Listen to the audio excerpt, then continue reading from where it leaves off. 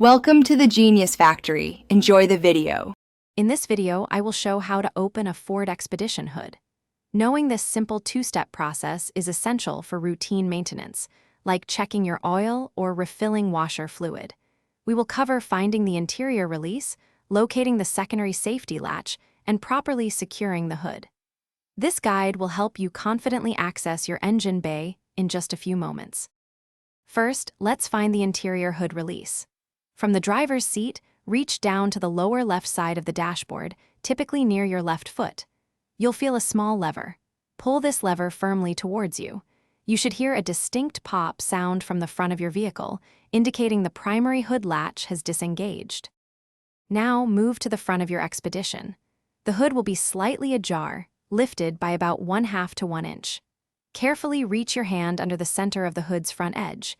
You will feel a small, secondary safety latch.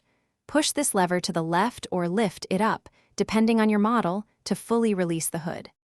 With both latches released, gently lift the hood all the way up. Many Expeditions have hydraulic lift cylinders that hold the hood open automatically.